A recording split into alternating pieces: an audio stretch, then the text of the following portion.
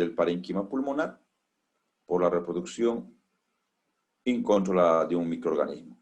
Repito, hongo, bacteria, parásito y demás. La incidencia es del 3 al 13%, en este caso por 1000 habitantes. Mayor riesgo de mortalidad en los extremos de la vida, vale decir, ancianos y como también niños.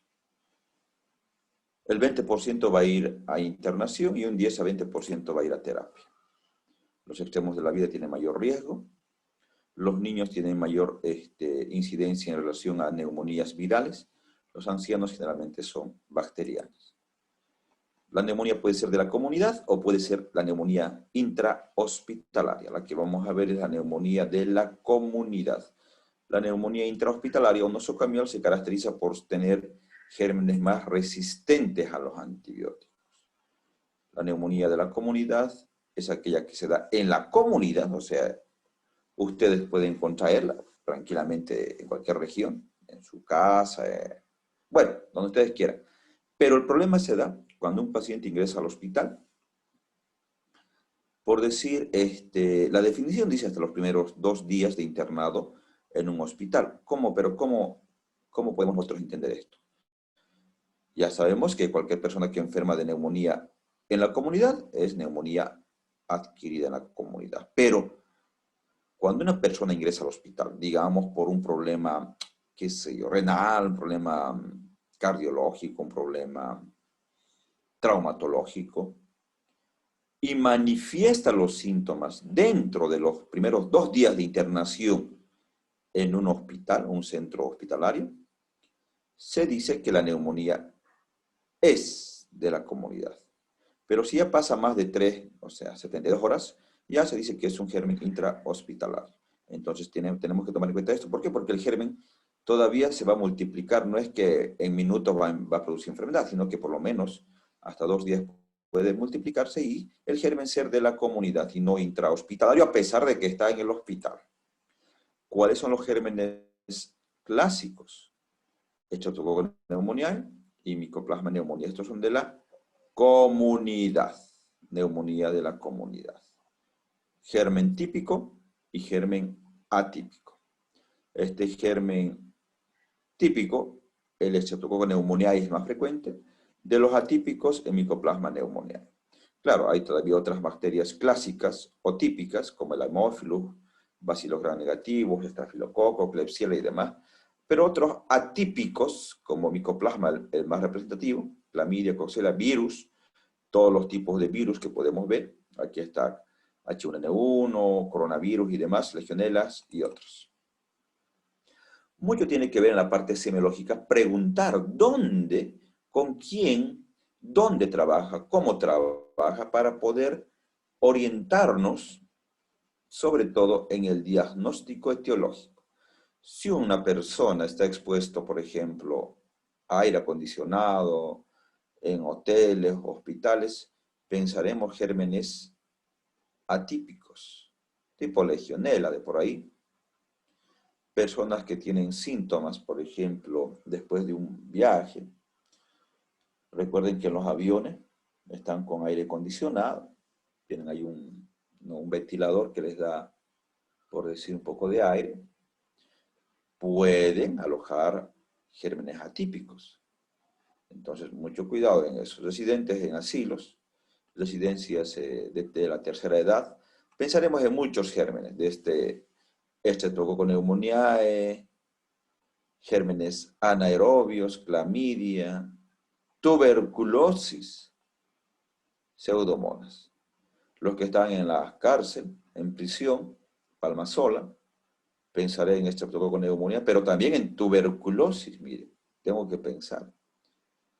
Cuando hay pandemia, como en nuestro caso del coronavirus, tendríamos que haber pensado lo primero en coronavirus.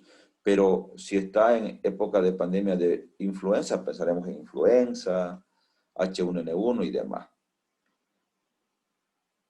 Cuando la persona está en contacto con las aves, pensaremos en Clamidia pistaci, con conejos, la Francisella tularensis. Y así uno tiene que ir preguntando dónde, con quién, cómo vive. alcohólicos, por ejemplo, pensaremos en todo, Streptococcus pneumoniae, aerobios, Acinetobacter, pero también en tuberculosis, diabetes mellitus, Streptococcus pneumoniae, Legionella, Staphylococcus aureus, pero también en tuberculosis en los pacientes diabéticos tenemos que pensar. EPOC, fumadores, a pesar de tener igual el riesgo elevado, Streptococcus pneumoniae, influenza, Legionella, clamidia pneumoniae, tenemos que pensar en Pseudomonas y demás. Pacientes que han tenido problemas respiratorios y tienen secuelas de tuberculosis como bronquiectasias, dilatación anormal de los bronquios, vamos a pensar nomás en Pseudomonas aeruginosa como primera etiología. Estas cavidades se colonizan, se sobreinfectan por esta Pseudomonas, generalmente. Pacientes, por ejemplo, que tienen, como en este caso, VIH, bien, en estadio precoz voy a pensar igual como en todos. Streptococcus pneumoniae, Haemophilus influenza, Mycobacterium tuberculosis. Pero en estadios más avanzados del VIH, pensamos en Neumocystis girovesi en estas posibilidades. O Cryptococcus. Entonces uno tiene que preguntar, analizar el caso clínico. La conexión está inestable, me dicen. ¿Me están siguiendo? ¿Se cortó? ¿Se cortó? ¿Aló, aló? No, doctor, está bien. Está bien, doctor. Me parece, pero que está inestable la conexión, me sale. Bueno, sigamos. Entonces, los factores que van a predisponer en este paciente, nosotros preguntaremos en semiología, ¿usted ingiere bebidas alcohólicas, diabético, alguna enfermedad de base, problemas renales, neurológicos? Tendremos que preguntar por qué, porque tienen mayor riesgo de hacer neumonías. Estos pacientes, tenemos que preguntar. Para poder comprender en la semiología, sobre todo en la auscultación, nosotros tenemos que ubicarnos dónde está la lesión en la neumonía. En la neumonía, la lesión está en el alveolo.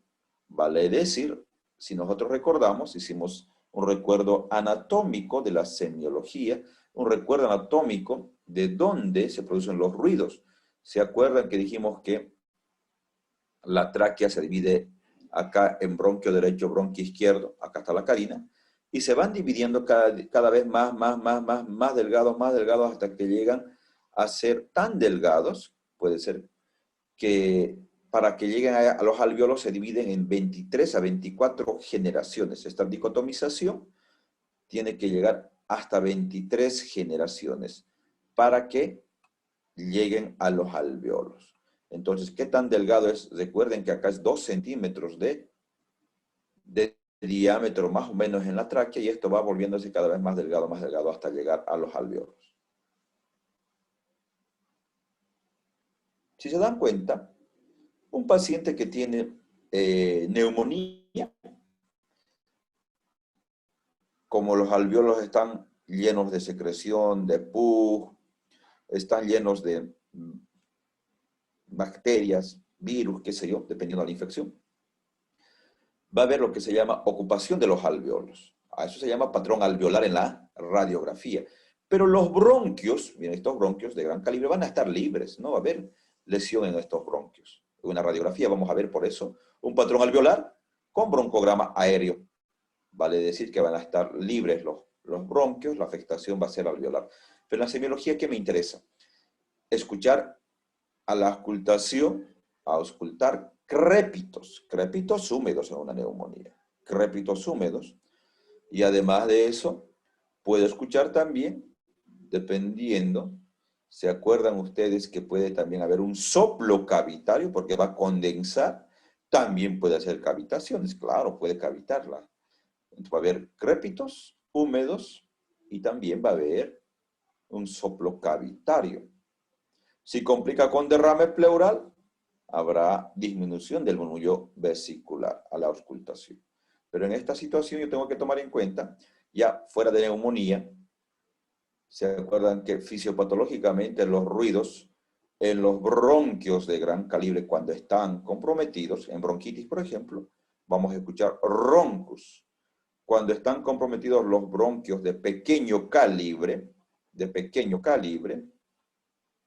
vamos a escuchar sibilancias como en el asma. Cuando se comprometen los alvéolos o el intersticio, escuchamos crépitos húmedos en la neumonía o crépitos secos en la fibrosis pulmonar. Entonces tenemos que nosotros tomar en cuenta todo esto en la semiología para poder determinar dónde está la lesión. Repito, si hay crépitos, la lesión está en el alveolo o está en el intersticio. Si hay sibilancias en los bronquios de pequeño calibre, si hay roncus en los bronquios de gran calibre. El cuadro clínico de neumonía típica justamente es fiebre. ¿A partir de cuántos grados hablamos de fiebre? ¿Alguien me hace recuerdo? 38 grados. Muy bien, a partir de 38 grados hablamos de fiebre. ¿Cuándo es febrícula? De 36 a 38. 37.5. Ya, a ver, nuevamente, otro concepto. De 37.7 a 37.9. Ya. ¿Alguien más? Bueno. De Parece que no hay duda 37.2. Ya, hasta 37.9. Bueno, claro, sí hay varios digamos, parámetros que toman, depende al libro que lean, pero ustedes tienen que saber, tenemos que empezar a consolidar los conocimientos. De 38 más ya sabemos que es fiebre, no hay duda en eso. Febrícula hablamos de 37.2 a 37.9, porque 38 más ya es fiebre. Entonces tenemos que tomar en cuenta eso. Cuando el paciente refiere, doctor, le cuento que tenía fiebre, y le preguntas, ¿pero lo cuantificó? ¿Tenía un termómetro? No, doctor, me sentía que estaba caliente. Entonces no podemos hablar de fiebre. Podemos indicar en la historia, el paciente refiere alza térmica, no cuantificada. Porque fiebre sabemos que es más de 38 grados, ¿no? Malestar general puede referir, dolor torácico, pleurítico. Recuerden que, ¿cuál duele? ¿La pleura parietal o la pleura visceral? La parietal, doctor. Entonces, cuando se compromete la pleura parietal, el paciente refiere dolor en puntada de costado. El paciente va a referir a este dolor cuando hay afectación de la pleura parietal, si se dan cuenta, en otras palabras. Cuando la neumonía es o compromete esta pleura, el paciente refiere dolor, o cuando hay un derrame pleural también, ¿no? Puede dar. Entonces ya sabemos que hay fiebre, dolor torácico en puntada de costado, tos con expectoración eshumbrosa, puede ser también purulenta. Eshumbrosa se refiere al color medio anaranjado, como ladrillo molido, ¿no? Característica de las neumonías, por ejemplo, por estreptococo, neumoniae. Disnea, ¿qué es la disnea? ¿Alguien se acuerda qué es la disnea? Sensación. Dificultad para respirar. Sensación subjetiva de falta de aire. Así es, la sensación subjetiva de falta de aire. Quiere decir que el paciente refiere, es un síntoma, ¿no? La disnea. Frecuencia respiratoria por encima de 24 minutos. Recuerden que normal generalmente hasta 22, de 12 a 22. Taquicardia mayor de 100 latidos por minuto. Y además en el examen físico, a la inspección, palpación, percusión y auscultación, voy a poder evidenciar un síndrome de condensación. Ahí se puede ver en la inspección. Puede haber motilidad del tórax disminuido, palpación, vibraciones, en este caso pueden estar disminuidas las vibraciones vocales. O, perdón, en neumonía, cuando es neumonía, puede estar aumentadas, pero si complica con derrame, va a estar disminuidas. Pero si solo es neumonía, condensación, vamos a encontrar vibraciones vocales aumentadas. Si complica, repito, una neumonía o un derrame paraneumónico, las vibraciones van a estar disminuidas. En la expansividad puede estar también disminuida dependiendo de la extensión de la neumonía. Las neumonías generalmente son lobares, o sea, vale decir que afecta solamente un lóbulo. Percusión, va a haber matidez, recuerden que está condensado, lo mismo que si hay derrame va a haber matidez. Auscultación, dijimos soplo, crépitos, subcrépitos, broncofonía áfona. Esto se refiere a la broncofonía que el paciente puede hablar en voz baja, cuchichear como se dice, y tú lo vas a escuchar en tórax posterior cuando estás ocultando muy nítidamente, recordando que a eso se llama la broncofonía áfona. Congestión tiene 4 fases, la anatomía patológica, congestión, hepatización roja, gris y resolución. Muchas veces se hacen neumonías decapitadas. ¿Por qué? Porque uno apenas está empezando con una neumonía, le da antibióticos y no llega por todas estas fases, ¿no? ¿Qué es lo que hacemos? Siempre pedimos un hemograma, lo mínimo, hemograma, creatinina, glicemia. Pero además podemos pedir tinción de Gram, cultivo de esputo, que es lo más básico. Además podemos hacer radiografía y demás. Si estamos sospechando de gérmenes atípicos, podemos nosotros pedir un panel respiratorio. Acá, por ejemplo, en Santa Cruz se hace. Pedimos panel respiratorio y nos van a hacer para varios gérmenes atípicos, típicos, si tiene o no tiene algún tipo de germen. El PCR en reacción de polimerasa, también podemos nosotros hacer el PCR para lo que es el mismo coronavirus, podemos pedir. También hisopados para virus de la influenza, H1N1, podemos nosotros solicitar de acuerdo a eso. Pero lo más básico que usted tiene que saber es el hemograma en un proceso bacteriano. ¿Cómo estará el hemograma? ¿Alguien puede indicarnos cómo puede estar el hemograma en una neumonía bacteriana? ¿Y cómo puede estar el hemograma en una neumonía, neumonía bacteriana o neumonía viral? Adelante, por favor. ¿Cómo podrá estar? ¿Me entendieron la pregunta, no? Un hemograma. En un hemograma así, ¿cómo estará la fórmula de los glóbulos blancos?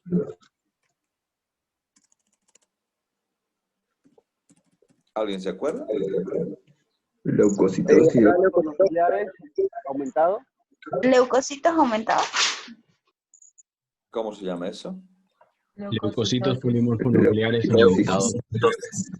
Doctor, en la neumonía bacteriana serían los leucocitosis a predominancia de neutrófilos.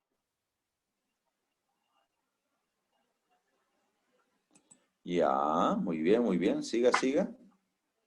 En neumonía bacteriana sería predominancia de polimorfonucleares mayor a 65% y en neumonía viral con predominancia de de linfocito mayor a 35%. Que esté, Perfecto. claro, la leucocitosis mayor a 10.000 por milímetro cúbico. Aunque en el COVID hay linfopenia.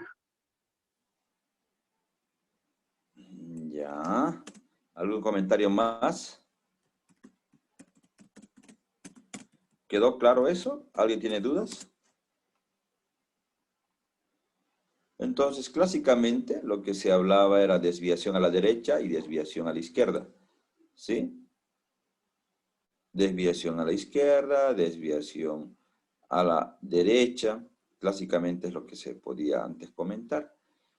A ver, ¿alguien nuevamente nos puede repetir? Una persona, ¿cuándo hay un hemograma con un proceso bacteriano y cuándo con un proceso viral? ¿Cómo estarían los leucocitos? Adelante.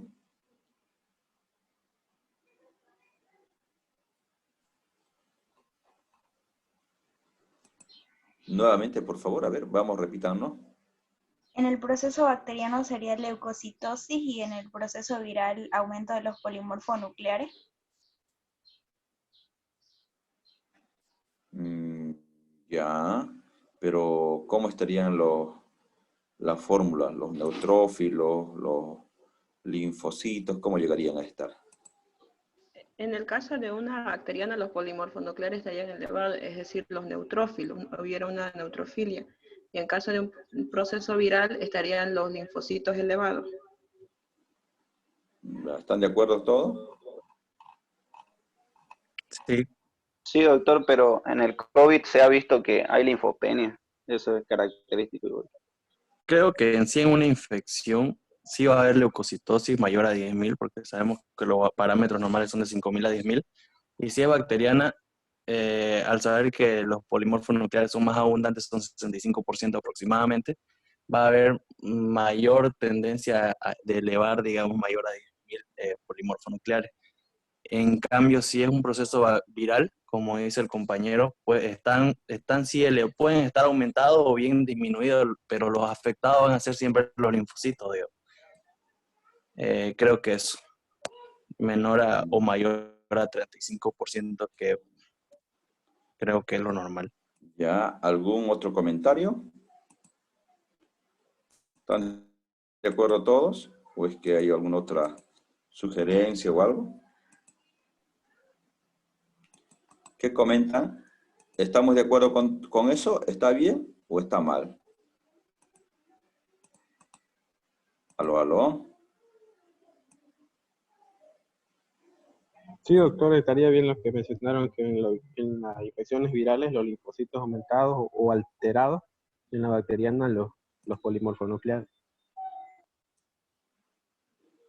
Bueno, efectivamente. ¿Y cómo estará en una infección urinaria? ¿Cómo estará el hemograma?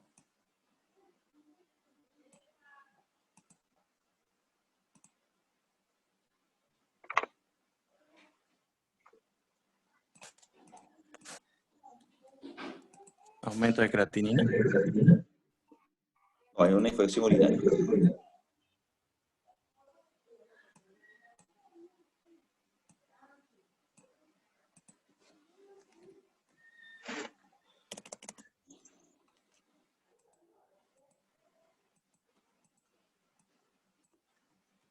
Doctor, puede En estar una infección aumentada, urinaria, ¿cómo estará?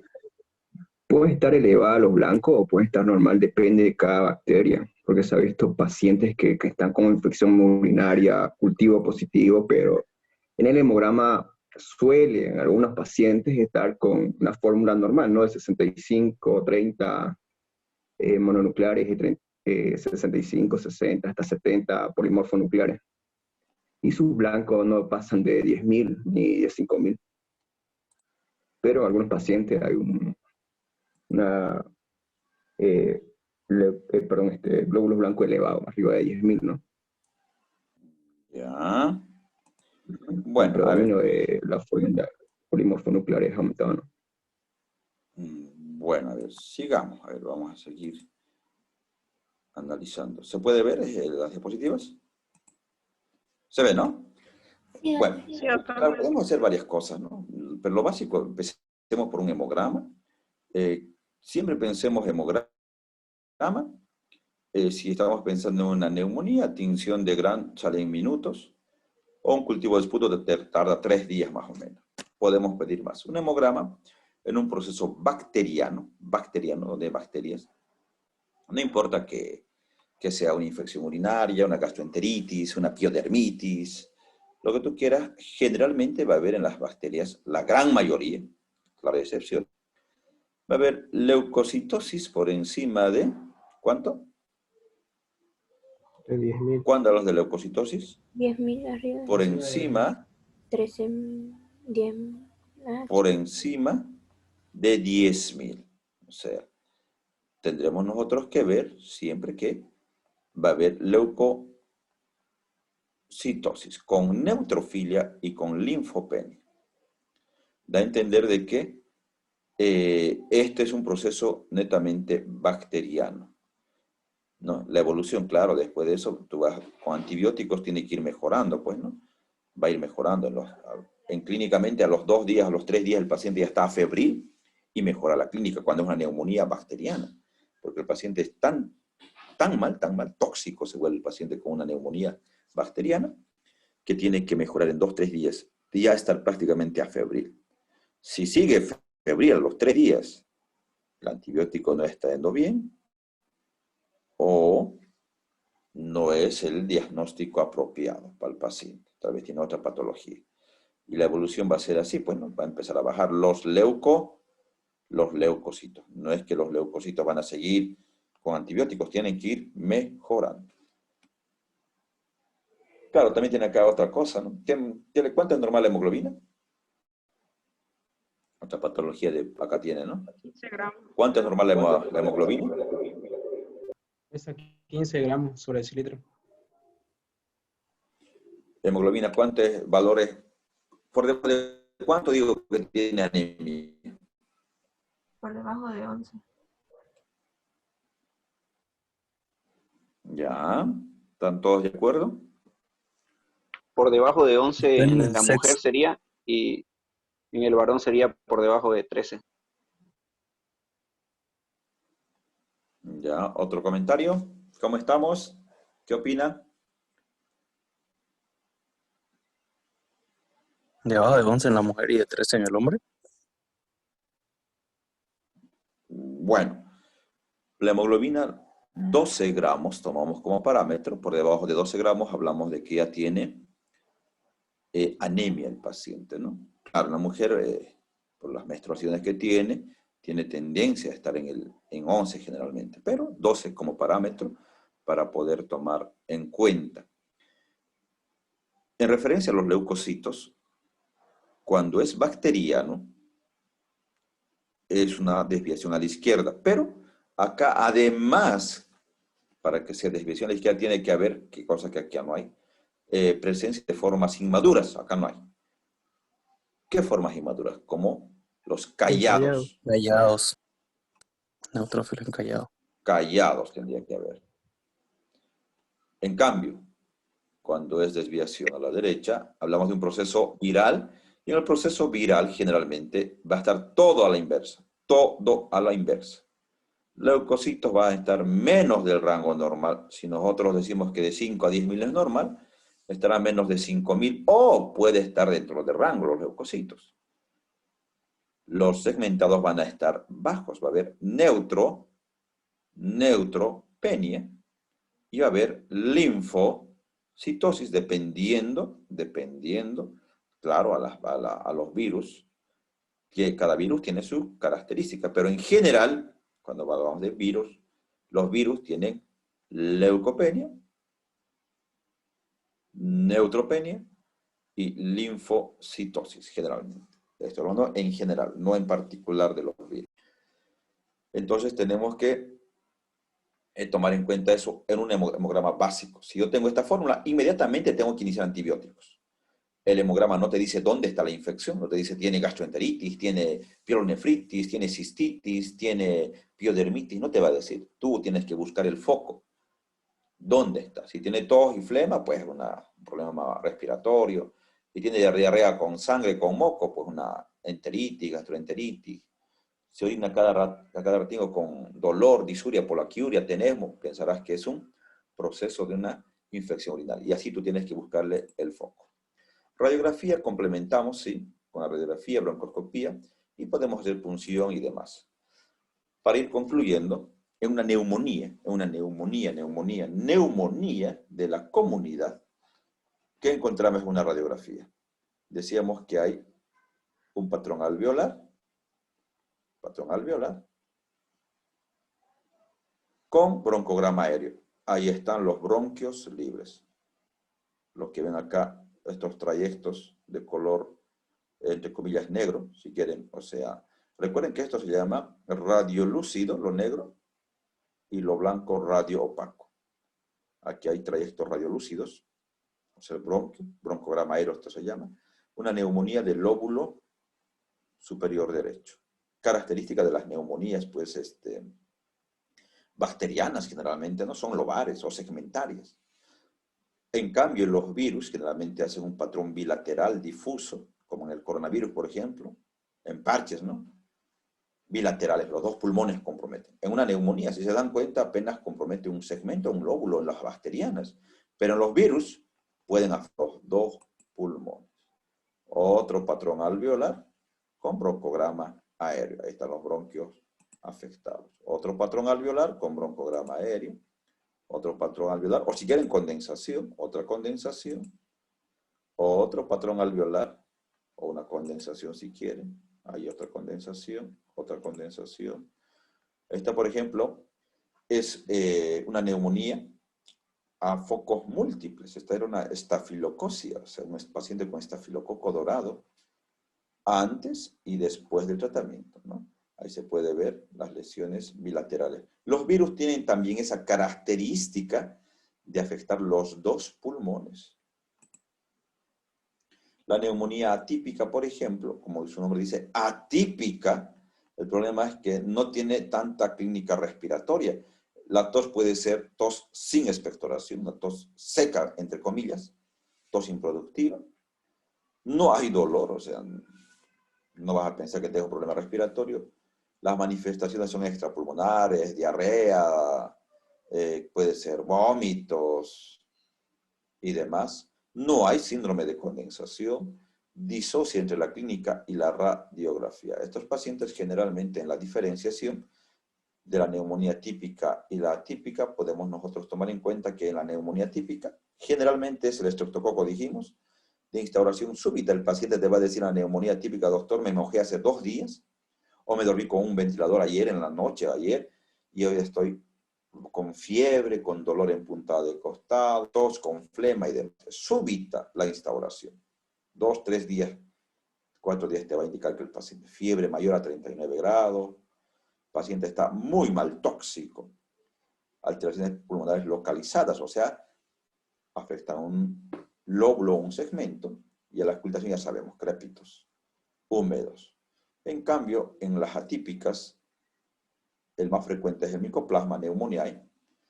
La instauración es insidiosa, o sea, vale decir que el paciente, doctor, le cuenta, estoy tosiendo hace una semana, hace 2 semanas, una tosecinga, me molesta el cuello, me pica la garganta, no me deja.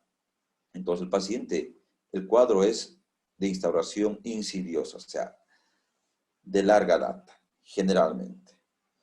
No llega a fiebre más de 39 grados. El paciente no está mal, como una neumonía típica. Tú lo ves y parece, doctor, me molesta una tosecina, pero no es tan tóxico el paciente. La alteración es difusa bilateral. Puede haber algunas silancias auscultatorias. Bueno, ¿alguna pregunta, duda hasta acá? ¿Algún comentario que tengan? Adelante, por favor. Tratamiento para neumonía de la comunidad. Podemos dar betalastámicos, bueno, ceftriaxona si está internado, amoxicillin clavulánico. Eso ya se lo va a ver el tratamiento en medicina interna, ¿no? ¿Algún comentario, duda, pregunta hasta acá, por favor? Doctor, buenas tardes. Buenas tardes. Tenía una consulta con respecto al momento en que se hace inspección de tórax posterior. Se valora la expansibilidad y la elasticidad, ¿correcto? Sí. ¿Y cuál sería la diferencia entre expansibilidad y elasticidad y cómo podemos valorar Ya. una y otra? Muy buena pregunta. Recuerden que todo paciente,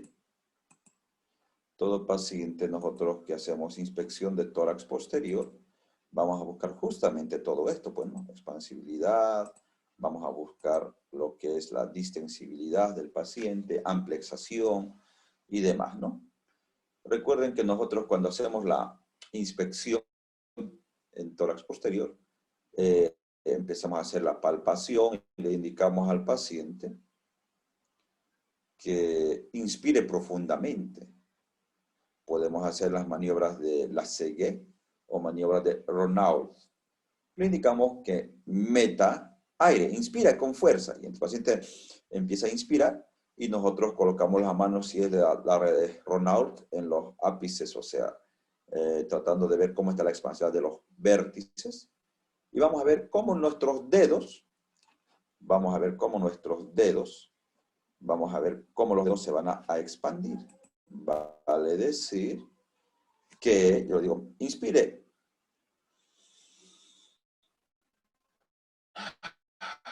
Mis manos están en los vértices pulmonares, en el tórax posterior, maniobra de Renault, si se acuerdan. Vamos a ver cómo está la expansibilidad del pulmón.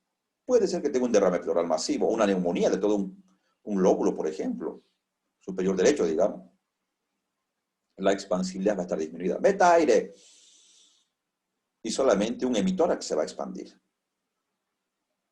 Un hemitórax se expande. No se expanden los dos en este caso, porque si no tuvieran nada, meta aire, los dos se van a expandir simétricamente. Pero en cambio, Si hay una patología de base, probablemente un hemitórax no se expanda.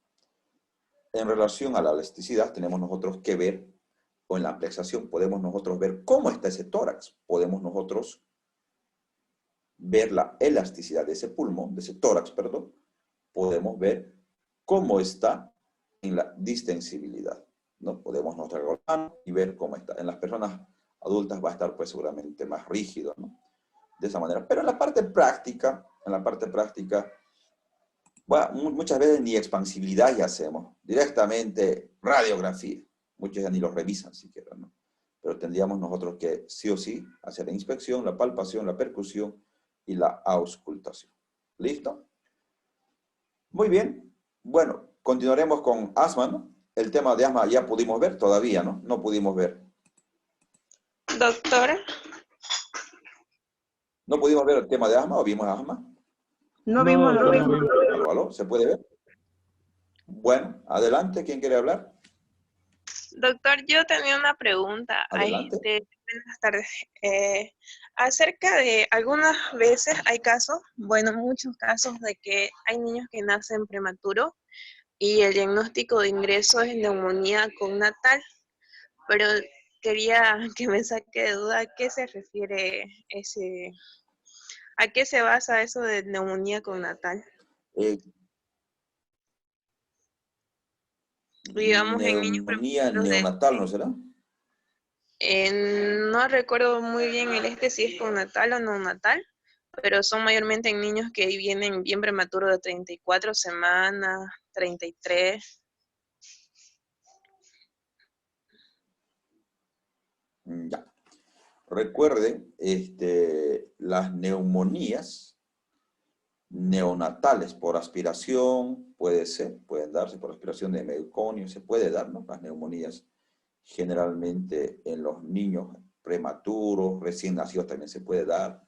Algunos niños pueden nacer justamente con distrés respiratorio del recién nacido. Van a ver que algunos niños nacen con quejido. Cuando roten neonatología, cuando vean pediatría, van a poder apreciar esto. Los niños que nacen así con quejido, generalmente es porque están haciendo probablemente una neumonía, ¿no? O hacen con signos de insuficiencia, o cianóticos. ¿Por qué? Porque se pueden broncoaspirar o hacen aspiración de meuconio, por ejemplo, y pueden hacer tranquilamente. O algunos hacen lo que se llaman las membranas hialinas.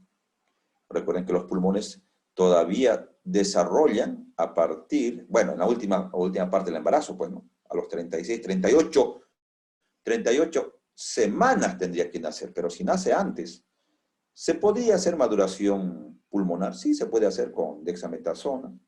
Si, digamos, vamos a pensar que este niño va a nacer prematuramente para ayudar a que vayan madurando sus pulmones. Pero cuando no llega la maduración pulmonar correspondiente, nace antes prematuramente, pueden hacer ese tipo de distrés o un síndrome de membranas hialinas que se llama.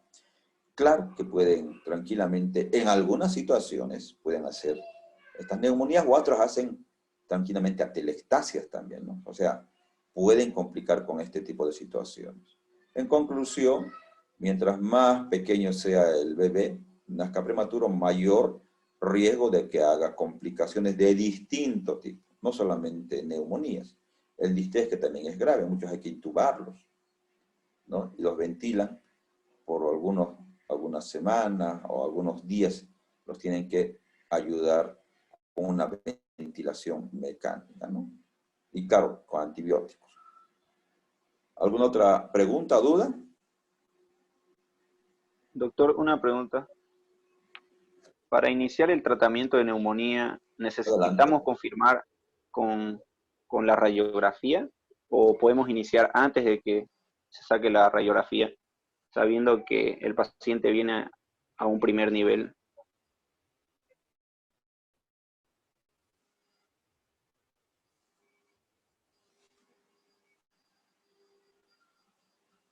Aló, aló, ¿me escuchan? Sí, le escucho, doctor. Ya. Muy bien. cuando tenemos nosotros sospecha de cualquier proceso infeccioso bacteriano, desde luego que tenemos que dar un tratamiento, tampoco lo vamos a dar sin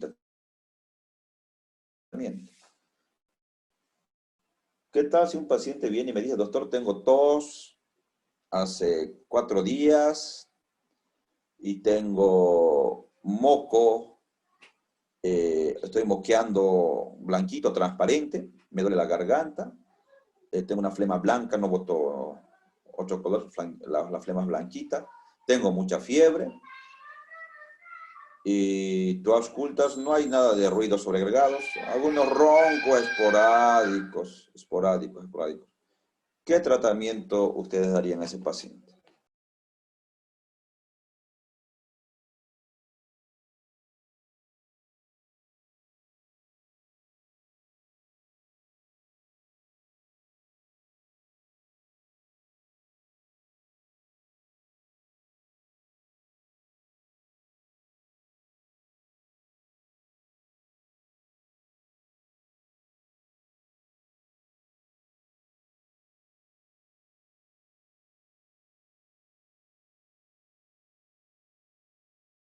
¿Algún comentario? Como diagnóstico ¿Me entendieron la presuntivo, pregunta? Sí, adelante. como un diagnóstico presuntivo se sospecharía de Adelante. neumonía antes de haber realizar cualquier examen complementario. No, ahí está el caso. Paciente de 30 años de edad, con 4 días de evolución, rinorrea, tos con expectoración blanquecina, fiebre de 38.2 grados.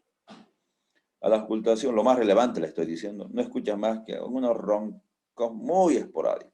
Tratamiento.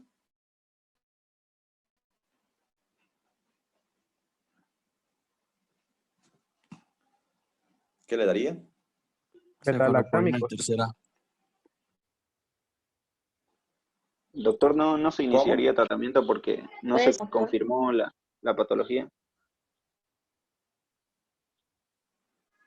O sea, ya, vaya a su casa y espere no le das nada. Bueno, pues ir a su casa, vaya a tomarse un matecito de manzanilla. Y que Dios lo cuide, ¿sí? Más o menos. No, ¿Alguien? se realizaría exámenes complementarios. Ácido clavulámico. ¿Algo más? ¿Algún otro comentario? Amoxicilina y algún antiinflamatorio. Doctor. ¿Algo más? Doctor, no sé si se podría hacer una tinción de Gram para ver si es un Gram positivo o Gram negativo. Si como eso sale al momento, ya se le dirigiría antibiótico que está dirigido con Gram positivo o Gram negativo, dependiendo de qué sale en la tinción de Gram. Si fuese un Gram positivo, podríamos dar amoxicilina, más ácido clavulánico, acitromicina o iniciando los esquemas, ¿no? Que es algo que no lo tenemos aún, pero imagino que podría ser así. ¿Algo más? También se podría solicitar un cultivo de esputo y dar un antibiótico de amplio espectro. Ya, ¿algo más? Vamos, participe. ¿Quién más quiere hablar? A ver, vamos a ver. David Brito, ¿qué opina usted, David? Brito está, ¿no? ¿Está David Brito? No está, ¿no? David Brito. Stephanie Justiniano, ¿qué tratamiento daría? Stephanie Justiniano. Stephanie. Bueno. ¿Antibiótico sería, doctor? ¿Cómo? Adelante, no la escuché. Un antibiótico para hasta que salgan las pruebas, que es lo que tenía específicamente el paciente. Ya, un antibiótico. Bueno, a ver, vamos a ver enseguida. Fanny Pereira. Fanny Pereira. ¿No está Fanny? Graciela Hidalgo. Graciela Hidalgo, ¿algún tratamiento podría dar? Buenas tardes, doctor. ¿Cómo está Graciela? ¿Algún tratamiento? Yo creo que, como ya mencionó mi compañero, se podía hacer de manera rápida la tinción de Gram y dar algún antibiótico de amplio espectro, tomando en cuenta también las bacterias que son causantes en la mayoría de los casos de neumonía, como ser un Streptococcus pneumoniae. Tomar en cuenta eso. Ya. E iniciar tratamiento antibiótico. Muy bien. Entonces, lo que vamos a hacer en un paciente, a ver, ya, ¿qué hacemos? A ver, tenemos un paciente con, les dije que tiene rinorrea, tiene tos, y tiene tos con expectoración blanquecina, tiene fiebre. Es un proceso viral. Una rinorrea, ¿qué te va a dar rinorrea? Un virus. No requiere antibióticos. ¿Qué requiere? Tratamiento sintomático. ¿Qué tratamiento? Antigripales. Ya está. Claro que probablemente este paciente va a complicar, después va a complicar con un proceso bacteriano. ¿Puede sobreinfectarse? Sí, puede sobreinfectarse. Pero mientras tanto no te está demostrando signos de infección bacteriana. Un esputo blanco no es característica de un proceso bacteriano. Es un proceso viral. ¿Va a tener tos? Sí, va a tener tos. ¿Quién no ha tenido un resfrío? Moquera blanca. A no ser que te diga que ya está expuesto o está botando un moco amarillo verde. Ah, ese paciente está con una sobreinfección, una sinusitis de por ahí, que está complicando, sí amerita, pero mientras tanto no amerita antibiótico. Tratamiento sintomático. Nunca jamás se da antibióticos. Nunca, nunca, nunca se da antibióticos a un proceso viral. Repito, que posteriormente puede complicar, está en los 3-4 días de cuadro, que después sí puede complicar con un proceso bacteriano, capaz, le digo, vuélvase de aquí a 2 a 3 días a su control. Si en 3 días tiene expectoración amarillenta, verduzca o ha empeorado su cuadro, amerita pues antibióticos. Habrá que hacer la extinción de Gram, cultivo de esputo. Bueno, dependiendo del paciente, o por ahí le pides más antes hemograma. Te va a ir el hemograma, te va a orientar una maravilla, ¿no? Ya hemos visto si es leucocitosis o no hay leucocitosis, desviación a la izquierda, derecha, ustedes ya van a ver de acuerdo a eso. Entonces, no se olviden que no usamos nunca antibióticos en un proceso viral. Cuando yo pienso que es bacteriano, cuando complica, este paciente tiene tos y expectoración, sobre todo purulento. Van a ver que el paciente va a empezar a botar flema amarilla, verde, a no ser que tenga una faringoamigdalitis pultácea, unas amígdalas con placas blanquecinas, sí amerita. Si tiene este paciente expectoración purulenta, si tiene fiebre, escuchas crépitos en un campo, podrás iniciar tratamiento empírico que se llama previa toma de prueba de cultivo, ¿sí? Lo ideal, muchas veces en la práctica no se puede hacer eso, porque a veces no tiene el paciente dinero, o porque lamentablemente se inicia ya nomás el antibiótico, el paciente está muy mal, pero lo ideal es tomar muestras de cultivo o mínimamente una tinción de Gram antes del inicio del tratamiento de antibióticos. Repito, estoy diciendo si tiene clínica para proceso bacteriano, esputo purulento, generalmente. En la auscultación habrá un síndrome de condensación, que ya hablamos.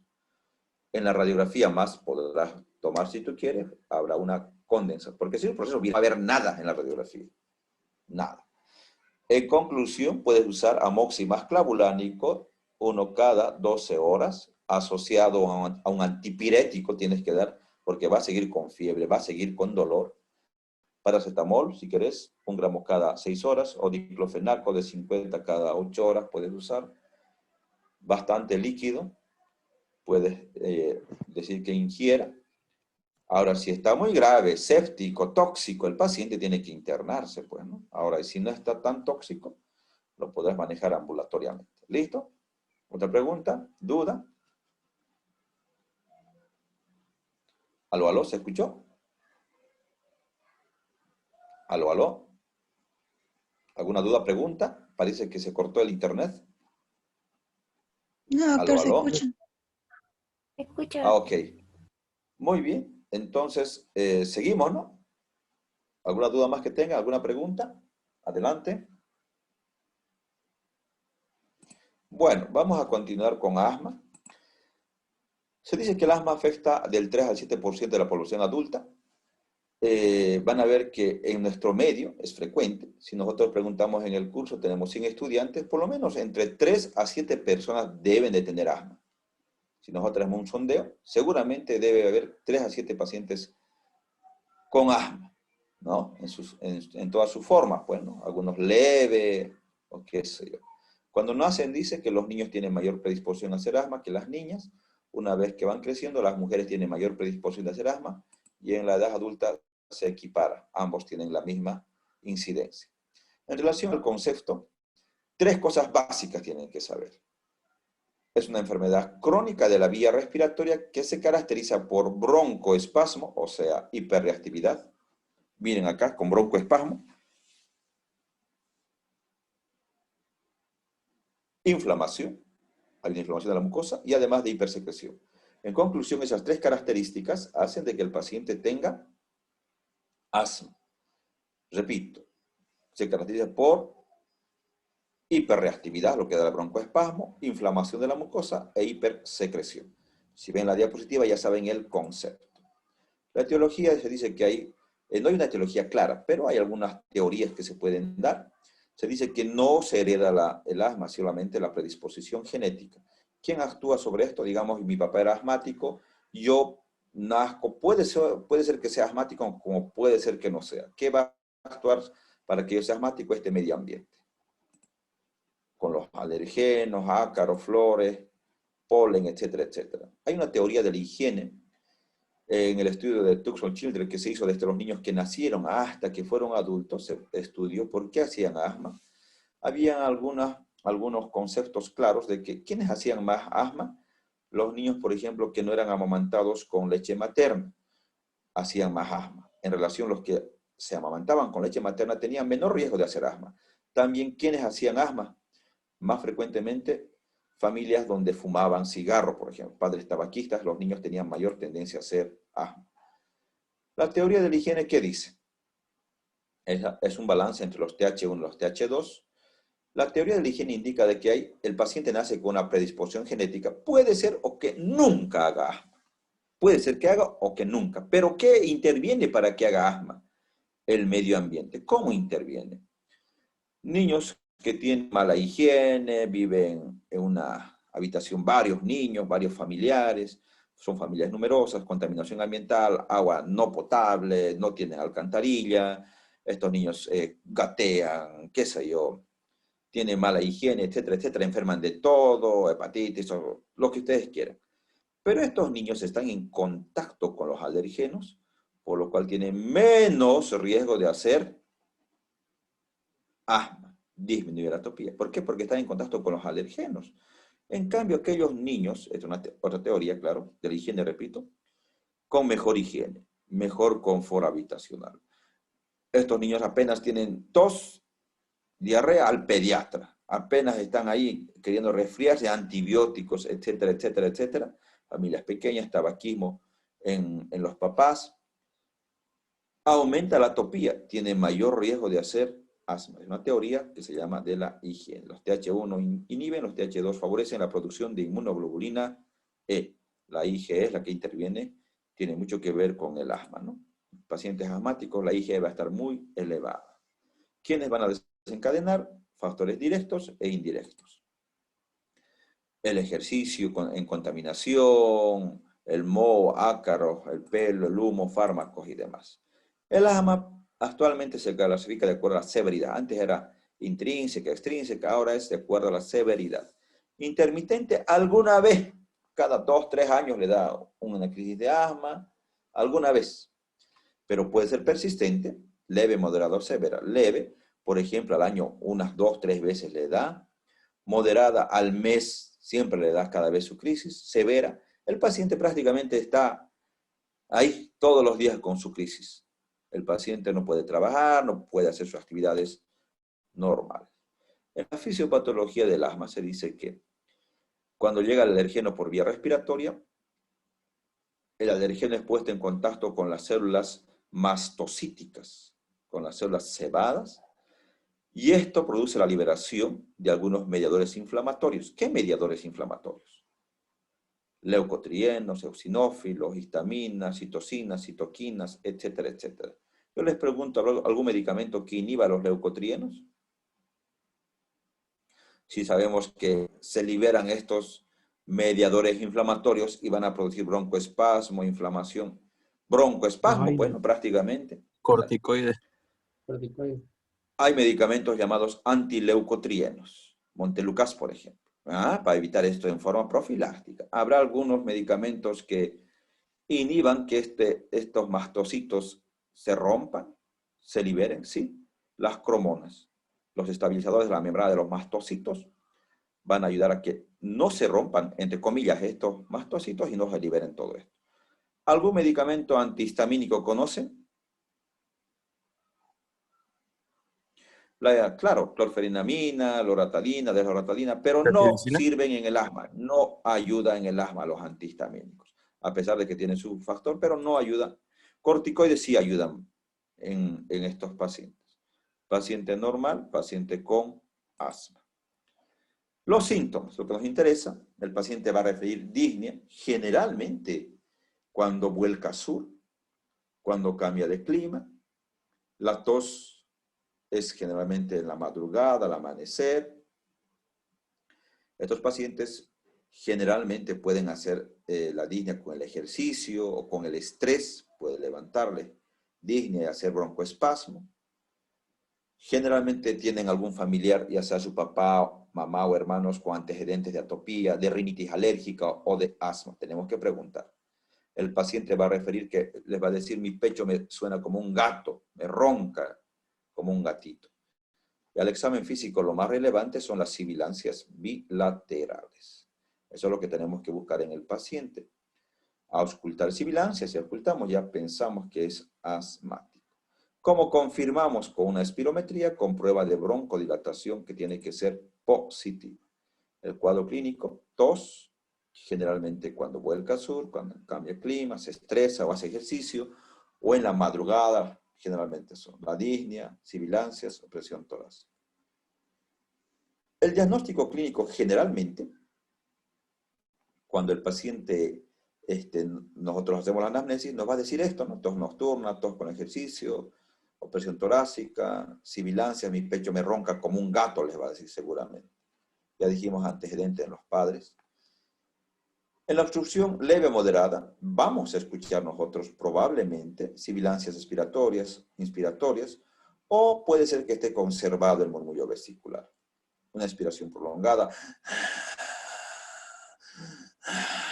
La expiración es prolongada, por si acaso. En cambio, cuando está el cuadro obstructivo muy severo, hay una disminución global del murmullo vesicular, ausencia de sibilancias. Uno pensaría que el cuadro ha resuelto. No. El problema es que está bien obstruido, que ya ni sibilancias el paciente tiene.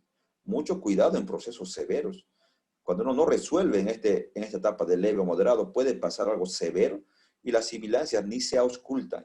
El paciente está en franca insuficiencia respiratoria, taquicárdico, taquipneico, hipoxémico, cianóticos, desaturando, con uso de musculatura accesoria. Mucho cuidado en estos pacientes. ¿Cómo llegamos al diagnóstico? ¿Cuál es el gol estándar para el diagnóstico de asma?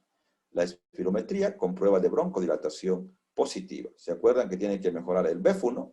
12% más 200 ml. Ahí está una espirometría.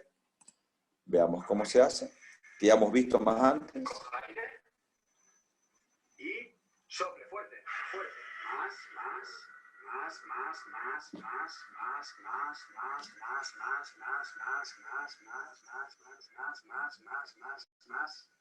Más. Muy bien. Venga, vamos, otra vez. Coge aire fuerte. Y sople fuerte. Más.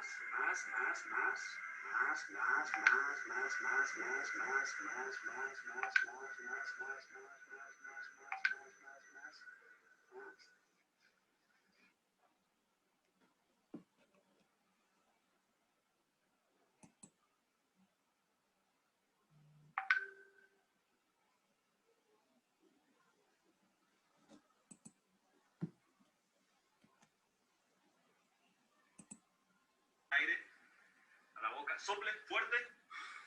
Eso, y mantenga. Retire.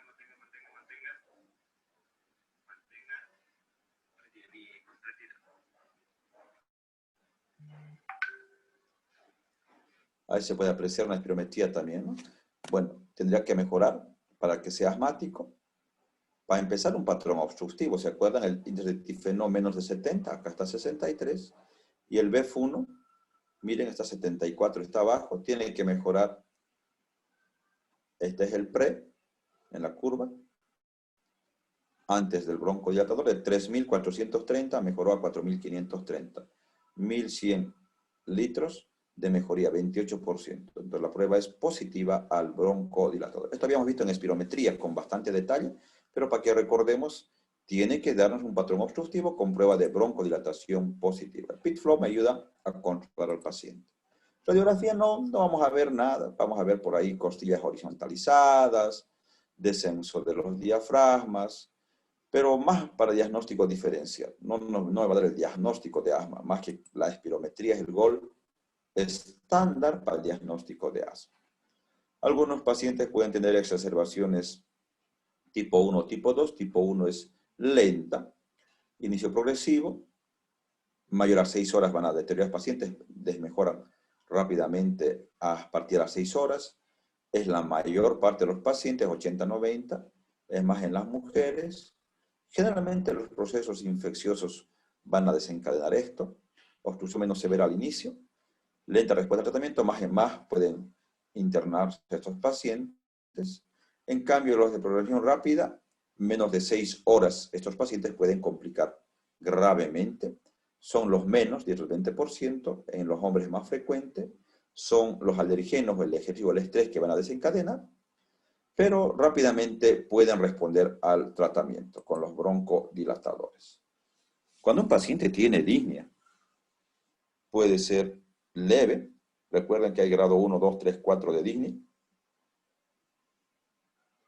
Es una crisis leve. La disnea puede ser grado 1.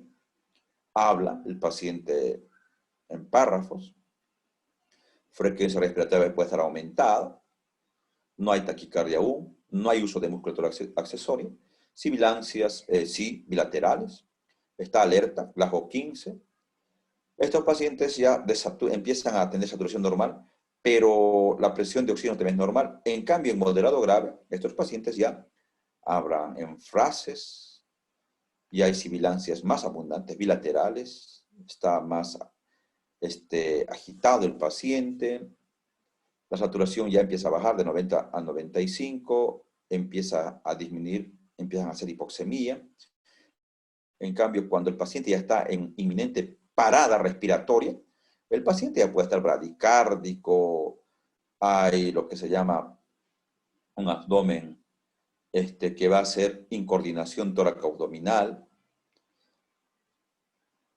silencio, la auscultación, no se escucha nada ya. Estos pacientes están en desaturación, menos de 90, y hacen signos de hipoxemia. Estos pacientes hay que intubarlo inmediatamente, porque si no, va a ser una parada. Bueno, para el tratamiento, lo van a ver en medicina interna, pero para que puedan entender en lo que es asma, se usa los broncodilatadores. ¿Qué broncodilatador usamos? Salbutamol, clásico salbutamol. Cuando estamos en crisis usamos 2 PAF cada 15 minutos. Vale decir, el paciente viene, está en crisis de asma, le escuchas sibilancias bilaterales. Puedes aplicar 2 PAF de salbutamol cada 15 minutos durante 1 hora. ¿Cómo es eso? A ver, está en crisis de asma. Sibilancias bilaterales. Tienes que usar salbutamol, mejor si es en aerosol. Ahora no tienes aerosol, pues con nebulización. ¿Cuántas gotitas puedes echar al nebulizador? 5 gotas de salbutamol con 5 ml de solución fisiológica. Lo nebulizas, o mejor, repito, el aerosol con aerocámara. ¿Cuánto? Es ahorita a las 6, digamos, 6 de la tarde. Empezamos 2 PAF con aerocámara. No mejora a los 15 minutos repetimos, vale decir 6 con 15 minutos, otros 2 PAF. Si no tienes PAF, repito, nebulización podrás usar. No mejora, 6 40 minutos, otros 2 PAF. O nebulización si quieres. No mejora a las 6:45 otros 2 PAF, no mejora a las 7:00 otros 2 PAF. Tiene que mejorar en esa hora. No mejora, es mejor referirlo a un centro de salud de mayor complejidad, o sea, a tercer nivel, porque puede ser que este paciente entre en un estado de mal asmático y eso es grave, hasta puede ser una parada inminente, como decíamos. Más o menos eso es para sacar al paciente de crisis de asma. ¿Alguna duda, algún comentario? Adelante, por favor. Doctor, ¿cómo elige entre salbutamol, Verotec e hipatropio para nebulizar al paciente?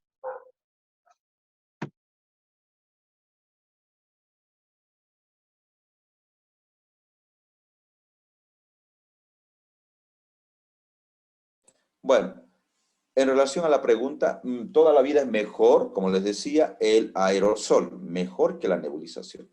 Pero si no tienes aerosol, los PAF, podrás usar en nebulizador 5 gotas de Verotec o salbutamol, más 15 gotas de Atroven, que es el bromuro de hipatropio, 15 a 20 gotas puedes usar, y nebulizarlo con 5 cc de solución fisiológica. ¿Listo? Muy bien. Gracias, doctor. Y en caso que el paciente presente taquicardia severa reaccionando al salbutamol. Sí, como efecto colateral, los beta-2 tienen ese efecto de temblor, nerviosismo, taquicardia, tienen ese efecto. Pero tenemos que tomar en cuenta que en la crisis hemos visto que si va a tener, por la hipoxemia que está dando el paciente, por la hipoxemia, va a tener taquicardia el paciente de entrada, antes de que use los beta-2, si está en crisis grave o moderada, va a tener taquicardia. Pero tienes que usar, no queda más. A no ser que sea un paciente cardiópata contraindicado darle los beta-2. Puedes usar el levosalbutamol, que tiene menos efectos taquicardizantes. Levosalbutamol. Muy bien. ¿Algún comentario? ¿Alguna duda? La lista, por favor, no se olvide. Le encargo, Paula. La lista. Si no hay más dudas, nos vemos el próximo miércoles, ¿no? Próximo miércoles tenemos clases. Sí, doctor. Bueno, muchas gracias por la atención. Se cuida, nos vemos el próximo miércoles. ¿Listo? Gracias, doctor. Bueno, hasta luego. Gracias a ustedes por la atención. Muchas Se gracias. cuidan. Ok.